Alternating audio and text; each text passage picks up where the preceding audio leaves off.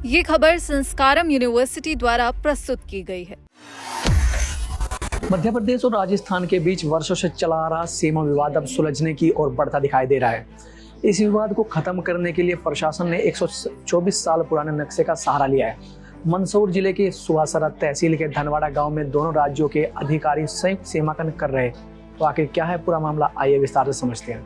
नमस्कार, आप देख रहे हैं दैनिक जागरण और मैं हूं आपके साथ अजय सिंह राजपूत। मध्य प्रदेश के मंदसौर जिले का धनवाड़ा गांव एक बार फिर सुर्खियों में है।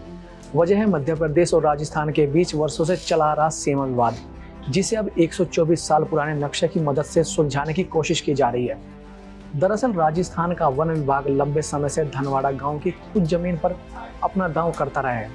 वहीं मध्य प्रदेश सरकार ने इस भूमि को सौर ऊर्जा परियोजना के लिए आवंटित कर चुकी है। जैसे ही परियोजना को आगे बढ़ाने की प्रक्रिया शुरू हुई, राजस्थान के वन विभाग ने इस पर आपत्ति दर्ज कराई। इसके बाद दोनों राज्यों के बीच जमीन की वास्तविक सीमा तय करने की जरूरत महसूस हुई। इसी उद्देश्य से मंदसौर प्रशासन ने एक संयुक्त सीमांकन अभियान शुरू किया है। इस अभियान में साल 1902-1903 के ग्वालियर रियासत के मूल नक्शे, 1938-1939 के राजस्व नक्शे और वर्तमान राजस्व रिकॉर्ड का सहारा लिया जा रहा है। इन ऐतिहासिक दस्तावेजों के आधार पर दोनों राज्यों की सीमा का दोबारा सत्यापन किया जा रहा है। संयुक्त सीमांकन के दौरान मध्य प्रदेश और राजस्थान के राजस्व विभाग, वन विभाग और प्रशासनिक अधिकारियों की संयुक्त टीम मौके पर मौजूद रही।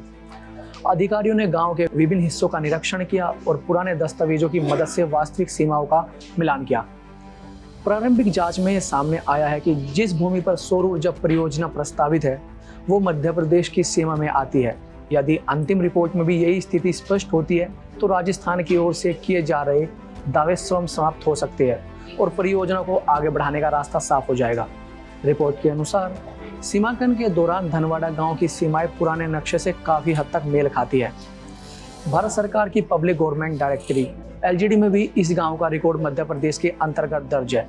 गांव में पंचायत, स्कूल, आंगनवाड़ी, सड़क, बिजली, पानी और अन्य सभी चीजों की सुविधाएं मध्य प्रदेश सरकार द्वारा संचालित की जा रही है। हालांकि विवाद पूरी तरह खत्म नहीं हुआ है। राजस्थान के सिंधपुर गांव में कुछ किसानों ने भी संबंधित भूमि पर अपना दावा किया है, लेकिन जांच के दौरान संबंधित सर्वे नंबरों का रिकॉर्ड और आवश्यक दस्तावेज पूरी तरह उपलब्ध नहीं हो सका। प्रशासन का कहना है कि सभी रिकॉर्ड की गहन जांच के बाद ही अंतिम निर्णय लिया जाएगा। जानकारी के अनुसार धनवाड़ा और रामनगर क्षेत्र में लगभग 130 हेक्टेयर से अधिक भूमि और सौर ऊर्जा परियोजना के लिए प्रस्तावित है। यदि सीमा विवाद समाप्त हो जाता है तो यह परियोजना क्षेत्र के विकास और रोजगार के नए अवसर पैदा करने में एक महत्वपूर्ण भूमिका निभाएगी। मंदसौर के तहसीलदार ने बताया कि संयुक्त सीमांकन की प्रक्रिया पूरी पारदर्शिता के साथ की जा रही है।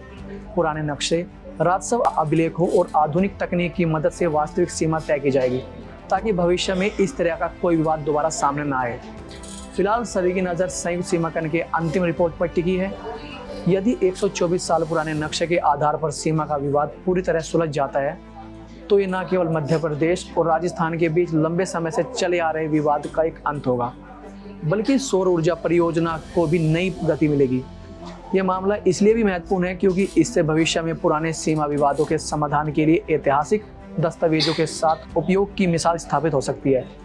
फिलहाल प्रशासन जांच और सीमांकन की पूरी प्रक्रिया की जांच में जुटी है और अंतिम रिपोर्ट आने का विवाद पर अधिकारी की फैसला सामने आएगा। बाकी इस खबर पर आपकी क्या राय है, हमें कमेंट बॉक्स में जरूर बताएं। देश और दुनिया की तमाम खबरों के लिए देखते रहे दैनिक जागरण।